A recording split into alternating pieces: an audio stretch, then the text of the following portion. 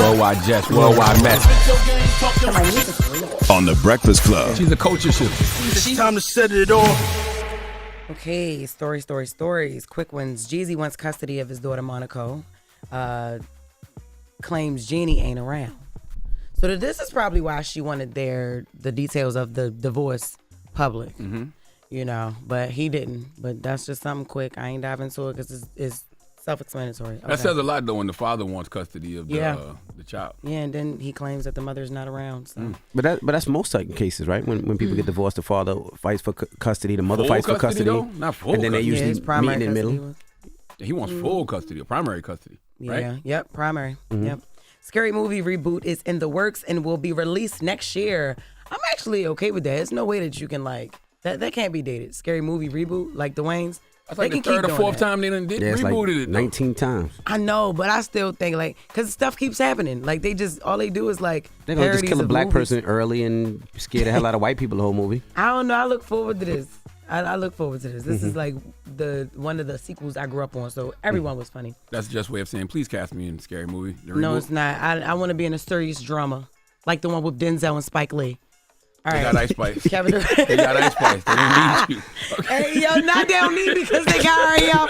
Oh, my God. She gonna be there, like, that's gonna be the line that she got is just like, oh, my God. Anyway, Kevin Durant responds to Fat Joe's claims that he almost got jumped after the legendary Rucker Park game. But Kevin Durant responded and said, another podcast lie. But they always say Fat Joe be lying anyway, so we don't know. Well, here's the thing. I don't know if Fat Joe is lying or not because Fat Joe might have known something that Kevin Durant didn't know.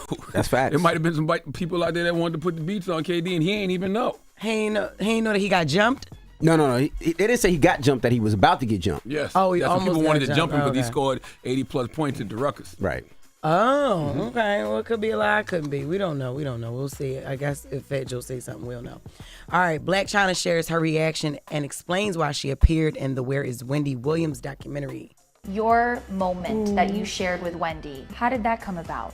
I just went over to her house. And there happened to be cameras? Yes. So you had no idea that you were going to be popped filmed? up. So she had no idea you were coming over either? Start off, would you like to just say anything nice for Wendy for her documentary? And I was like, yeah, sure. And I just sat in and that's how that happened. What did you make of this documentary? A lot of people thought it shouldn't have even been made in the first place. To be honest, I think it was definitely necessary to be made. And I mean, it can really honestly happen to anybody. Hopefully, maybe this is going to help other people to see. It did make me upset to see Wendy, struggling obviously with the alcohol. Like that was one of my things, struggling with the alcohol. So I can relate to that, and the part about the dementia and that the alcohol is what induced it, because that could have been me. So that I actually, appreciate the interview. That was her. She met with Entertainment Tonight. And that was one of the most heartfelt moments on the documentary. It actually brought tears to my eyes to see how lost for words Chyna was when she was talking to Wendy. Mm-hmm.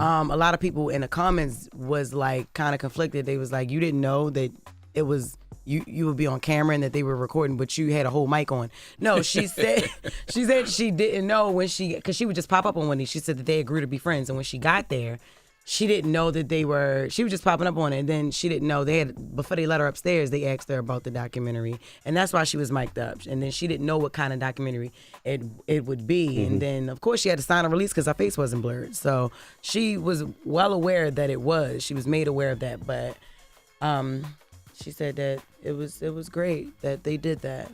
I would have been like, cut, let me put this wig back on her head, but anyway. Have we heard from Wendy or her family or anything at all? Well, her family, last thing we heard that her brother okay. said that she is healing, she's fine, she's safe, she's in a facility, but we haven't heard from Wendy yet. I think it's always good to raise awareness to certain issues. I don't feel like that's what that documentary was there to do, though. Absolutely That not. documentary just felt very exploitive of everything that Wendy Williams is going through. It literally was called, what was it called? Wasn't it called Where is Wendy Williams? Wendy Williams, That's what I'm saying. So it's like it was about her and her whereabouts. It didn't seem like they were trying to raise awareness to her issues, her health issues, and things of that nature. Yeah, it was almost like people didn't even really realize she had health issues till later on. Until later, until like the second part. Yep. So, and that's still a standing question. Where is she? Because people don't know. All right. Texas high school teacher accused of using vulnerable students to build a prostitution ring with her son. Yeah. Kadria Grisby 42, and her son, Roger McGee, is 22. Both face charges of child trafficking and prostitution. Grigsby is her last name, recruited troubled juveniles from local high school by offering them a place to stay, which would be a hotel. Text messages between Grigsby and her son and between him and 3 victims show payment of prostitution fees being discussed and how to be transferred. The 3 victims, aged 15, 16, and 17, were reportedly students at the school Grigsby taught at and were reportedly runaways. She was a teacher. She taught cosmetology, so it was like a trade school kind of, sort of. But she taught cosmetology. She would take advantage of the students that were troubled, and she created a sex trafficking ring, so that she was paying them to have sex with her son. What kind of energy do you think you're going to create around yourself if you're taking advantage of poor and disenfranchised kids like that who don't have nowhere else to go, but you embrace them just to turn them into a prostitutes? Yeah. Like, what kind? I don't care what type of money you get. Yeah. You know what type of energy that money got on it? Like, come on, bro. And that's why her and her son are facing charges right now. Additional teens have come forward stating Grigsby was also attempting to recruit them while attending school. Jesus. Well, yeah. They get about 15 to 20. That's exactly what they get. That's horrible. And that is just what the mess. Oh, my God. All right, so we got a little bit more time. No. All right, well, that's just what the mess. Let's see. Charlamagne, we giving that donkey to? I am giving that donkey to a man named Brent George. Okay, Brent George hails from the great state of Florida. And we're having all these conversations about karma, right? Like the past, 24, 36 hours, there's been a lot of conversations about karma. I'm going to tell you what I believe karma to be, and this is a great example of karma in action. Okay. Yes. All right, we'll get to that next, and then comedian and actor and writer Neil Brennan will be joining us, and we'll kick it with him next. It's The Breakfast Club. Good morning. Wake that ass up. Early in the morning. The Breakfast Club.